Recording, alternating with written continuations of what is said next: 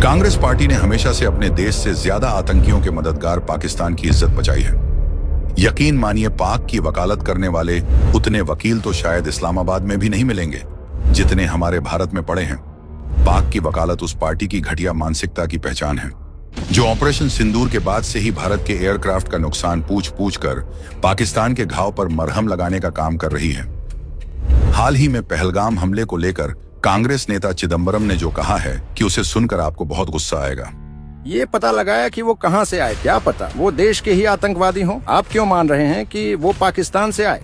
चिदंबरम का ये बयान यूपीए सरकार के उस काले दौर की याद दिलाता है जब कांग्रेस ने 2007 के समझौता एक्सप्रेस ब्लास्ट केस में पाकिस्तानियों को छोड़कर अपने ही देश के हिंदुओं को जेल में सड़ाया था और भगवा आतंकवाद जैसी गंदी कहानी गढ़ी ताकि दुनिया को दिखा सकें कि देखो, हिंदू भी आतंकवादी हैं। समझौता एक्सप्रेस ब्लास्ट में पाकिस्तान को दोषी साबित करने वाली एक नहीं, दो नहीं, बल्कि तीन ठोस लीड को कांग्रेस ने ऐसे नजरअंदाज किया जैसे वो दशकों से देश के विकास को करती आई है। जांच के पहले अफसर गुरदीप सिंह ने कोर्ट में बताया कि समझौता ब्लास्ट के बाद पाकिस्तानी नागरिक अली अजमत को उन्होंने पकड़ा था, लेकिन 14 दिन के भीतर ही छोड़ दिया गया। उनका कहना था कि सीनियर अफसरों के दबाव में छोड़ना पड़ा।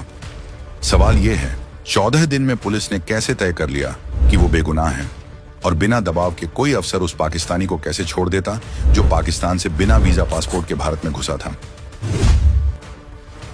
यूपीए सरकार को यह लीड मिली प्रतिबंधित संगठन के मुखिया सफदर नागौरी के नार्को टेस्ट से, जिसमें उसने कबूला था कि समझौता एक्सप्रेस में पाकिस्तान के प्रतिशिक्षित सदस्यों का हाथ था।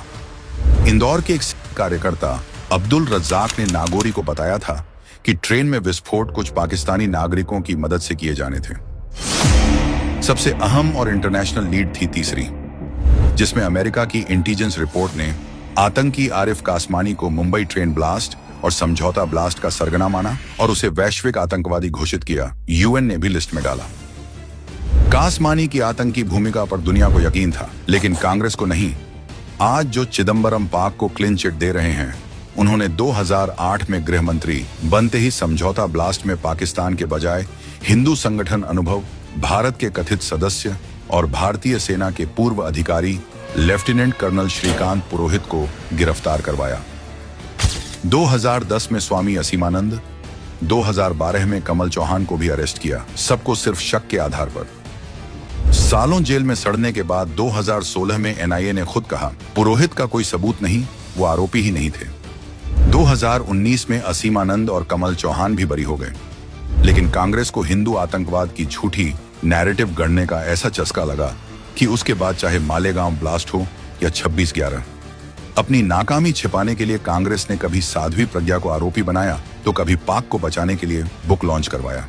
जबकि सच ये है, कांग्रेस पाकिस्तान की सबसे बड़ी लॉबिस्ट है और चिदंबरम जैसे लोग इसका सबसे घटिया चेहरा। सत्ता के लिए ये लोग कुछ भी बेच सकते हैं, देश की इज्जत, सेना का मनोबल और शहीदों का खून भी।